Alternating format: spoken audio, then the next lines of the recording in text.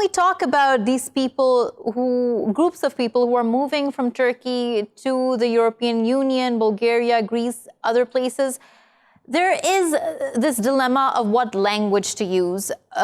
Many people are calling them refugees. Others are referring to them as migrants. Professor Sunga, could you give us more clarity on this? These people who are moving from Turkey to the European Union, would they be claimed as refugees or migrants? In case of the Syrian, people leaving Syria, it's very much like a refugee situation. Because if you take the strict definition of the 1951 Refugee Convention, it says that there has to be a well-founded fear of persecution, and that is the definition of refugee in a narrow sense. And many of these people can show that. But over the last many years, it has become really very much apparent that generalized violence or a state of war produces every bit of as much suffering and danger to people, even if you're not being persecuted as such in a particular situation. The dangers are still out there, especially for children and vulnerable parts of the population.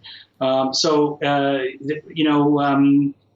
wouldn't want to nitpick too much in terms of the strict definition. Having said that, I would say that Europe and North America has been using a narrower definition than what's been used in Latin America and the African countries and Asia, which tend to be more flexible on which persons qualify for refugee status. Professor Sunga, that is an assignment, and one that I was trying to get at with trying for you to expand on this definition a little more. When you say that these countries are using a more narrow idea of what it means to be a refugee, that seems to be a defense that they're also using, that these people are not in fact refugees.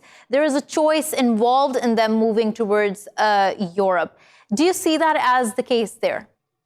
Well, I mean, it is true that economic migrants don't have the same rights as asylum seekers, but I wouldn't call these people economic migrants. They're really fleeing danger. So it's very close to, or I would say, is a really refugee situation. I think that the problems are not as much in the definition. That is part of the issue. It is the whole way that Europe could be a little bit more generous in terms of the numbers. The numbers that they're admitting under the EU-Turkey deal were not that great. And having said that, I mean, it depends which country you're talking about. Germany, for example, has admitted a lot of refugee, asylum seekers, and there is a difference between economic migrants, people just seeking a better life in general, and those fleeing the type of situation you have in Syria, which is really highly dangerous, as we all know. So, it's easy to say, well, everybody seeking a better life should have a right to that, but that's not actually the case in international law. And there is a big difference between economic migrants and people fleeing dangerous situations of war-torn countries, is what you see in the Syrian situation, or for that matter, Afghanistan. I mean, a lot more Afghan refugees have been coming across into Europe than Syrians, but depending on which time frame you take. Right. Thank you for expanding on that. Professor Sunga, stay with me. The burden of these refugees should be shared by the world. It's not just their own at this point in time. Let's take a listen to what Greece's defense minister had to say in regards to the unfolding situation at their border. Those that have entered Greek territory have been arrested and detained. And in my mind, this is an illegal way of entering one country.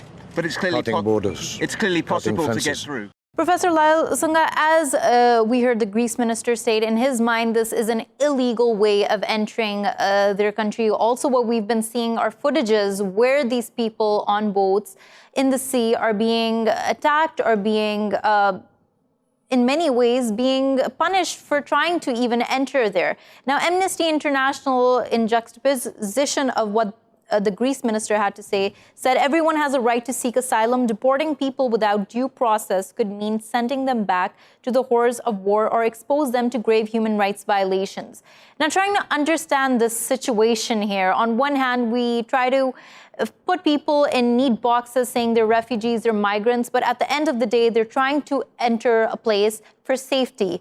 And when governments are reacting this way, what type of trials and tribulations do they put them through? Well, I would rather first say that the island of Lesbos and some of the other Greek islands have actually a very long tradition of welcoming refugees. And I think the difficulty is, since the 1990s with former Yugoslavia and even with this crisis as well. So I don't think we can just blame the places that are the reception points that people are coming into. There has been some right-wing protests, etc., and some violence as well, also from the far left. But looking at it more deeply, it means that Europe has to have a more coordinated strategy, and you mentioned burden sharing. That's very important. Some countries in Europe have been very, very generous, and others, for example, the Czech Republic, Poland, Hungary, have not taken hardly any refugees and taken any commitment to provide safe haven or resettlement. I would, think that one has to look a little bit more deeply. One thing that concerns me is that President Erdogan's approach on this has been very sudden, and I hope it's not linked to the setback it had with 36 soldiers killed in February 27th in Syria, in Idlib, because Turkey has been lobbying for NATO and EU support in its campaign in Syria. Now, why now in this particular time, a few days after that incident, has the Turkish administration? Right, Professor Lyal Sunga, just trying to take. I understand where you're going with this, but just trying to put things back in to how the refugee situation has been for Turkey. Almost 3.7 million refugees have been accepted by them.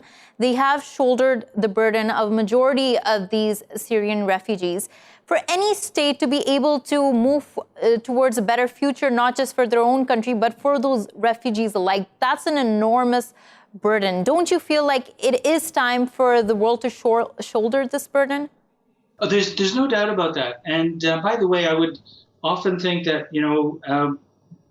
we talk about refugee burden. There's a whole much more radical approach, which could see, much more liberalization of refugees' rights and asylum seekers so that they can be empowered to work and to support themselves and to be part of the economy, which can be actually very beneficial for receiving countries. Many of the people that leave Syria and other countries are very entrepreneurial. But and Turkey has been very generous. Well, Sunga, just a last question to you. Now, we have been seeing propping ups of many right-wing governments all across Europe. And this does bring to mind the question whether the fact that they are not able or unwilling to accept refugees is the case of not having the capacity to do so or not having the political will of wanting to do so. What's your take on this? No, certainly there's a certain amount of hardening of opinion, and that's regrettable. And that's why also governments across Europe have been treading a bit carefully. But Emre's right that one has to look at the root causes, because ultimately the situation in Syria, which is producing the refugee outflow, is a very serious one, and that requires all sorts of political negotiation through the United Nations, etc. But we've seen that hasn't gone very far. So, I agree with Emre that one has to go to root causes to solve this problem. Otherwise, we are looking at quick fixes, and it does create some resentment also in Turkey and in surrounding countries. And Jordan and Iraq has taken also refugees from Syria, and as well as produced its own refugee outflows. So it's a universal problem that has to be dealt with much more comprehensively in a coordinated fashion. And right-wing reaction is always a threat on the horizon.